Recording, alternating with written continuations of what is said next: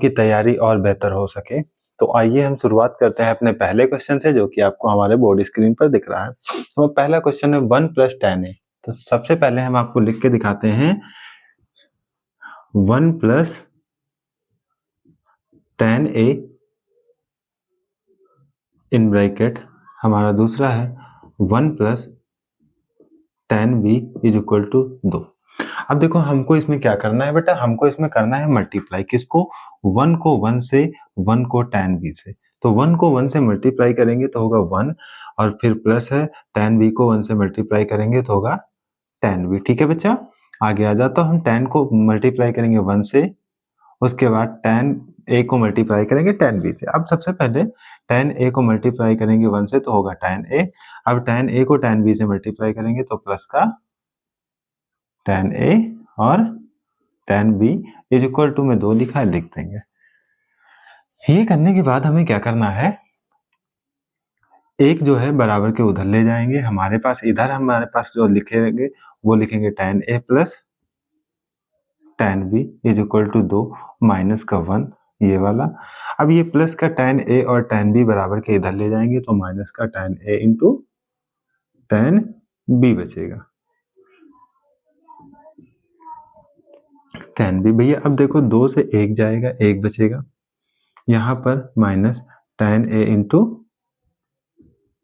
tan b। आशा करते हैं कि यहाँ तक आपको समझ में आया होगा। आगे आ जाइए, इसको हम रखते हैं ब्रैकेट में और ये हमारा हो जाएगा tan a + tan b।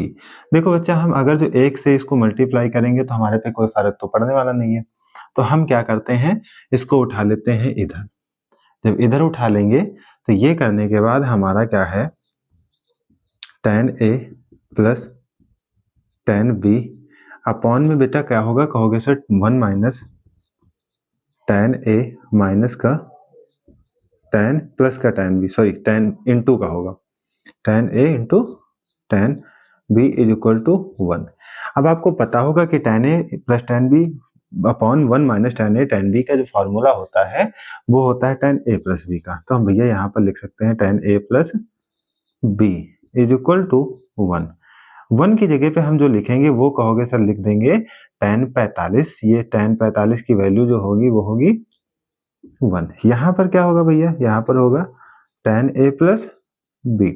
अब tan तो कैंसिल आउट हो जाएगा तो हमारे पास बचेगा a + b = 45। लेकिन ये हमारा फाइनल आंसर नहीं है। हमारा फाइनल आंसर तो कह रहा है कि a + b = π/4। अब आप एक चीज जान लीजिए कि यहाँ पर पाई की जो वैल्यू होगी वो होगी 180। पाई की वैल्यू कितनी होगी, 180।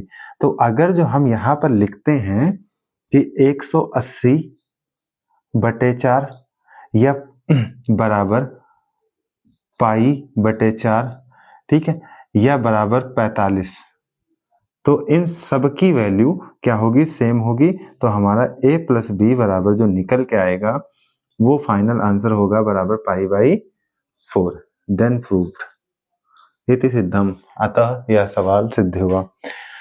आशा करते हैं कि ये आपको समझ में आया होगा। तो चलिए हम बढ़ेंगे अपने दूसरे क्वेश्चन की ओर। हमारा दूसरा क्वेश्चन क्या कह रहा है, धीरे धीरे समझेंगे और फिर उसको सॉल्व करेंगे।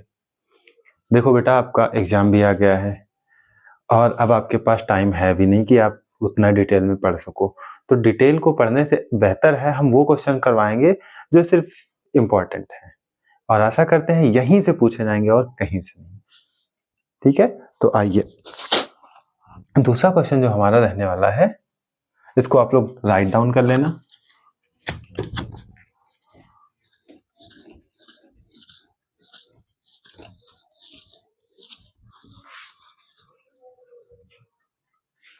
देखो दूसरा क्वेश्चन बच्चा है हमारे पास।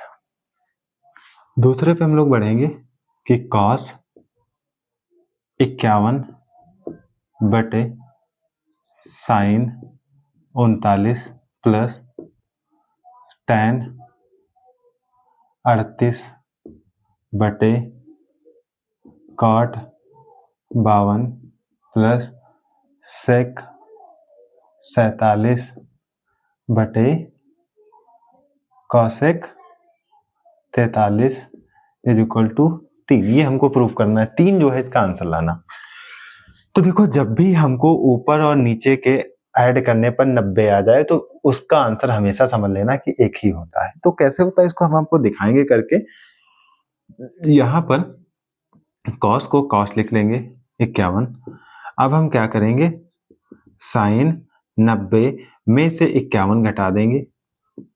घटाएंगे नहीं, एज लाइक थीटा घटाएंगे तो हमारा फिर वही बचेगा, यानी कि 90 से 51 घटाने पर देखो 39 ही बच रहा है, यानी कि ये वही लिखा है। तो हम इसको कर सकते हैं भैया, कहोगे सर यहाँ पर आपको क्या करना है, कॉस 51 को 51 लिख देंगे और साइन 90 माइनस थीटा बराबर कॉस थीटा। देखो बच्चा ये समझ में आया। तो यहाँ पर प्लस हो जाएगा, ये प्लस हो जाएगा, इसको काट के हम 1 लिख देंगे, यहाँ पर हमारा प्लस हो जाएगा। पहला टर्म सॉल्व हो गया। दूसरा टर्म भी सेम ऐसे ही कर लेंगे। यहाँ पर tan 38 है, 38 लिख लेंगे बटे में कॉट 90 माइनस 38, और हमारा क्या होगा बच्चा, यहाँ पर tan 38 हो जाएगा ये वाला, और बटे में क्या होगा, कॉट 90 माइनस थीटा होता है tan थीटा। थीटा की जगह पे 38 लिख लेंगे भैया। ये अब देखो 38 कट के हमारा ये 1 हो गया।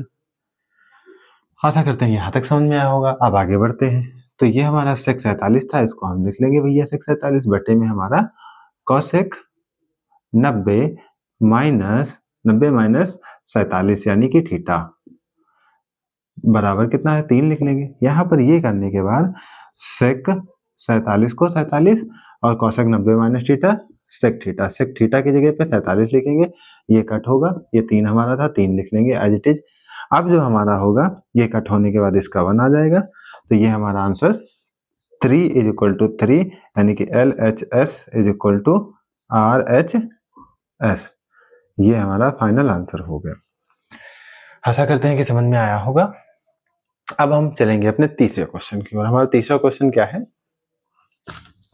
Now come to the next question, question number 3, where if theta is equal to 30 then proved the cos theta is equal to, sorry prove नहीं करना है, इसको सॉल्व करना है।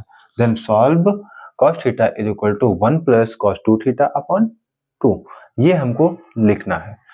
तो हमको जो 3 नंबर में गिवन है कि theta is equal to 30 degree, ठीक है बेटा।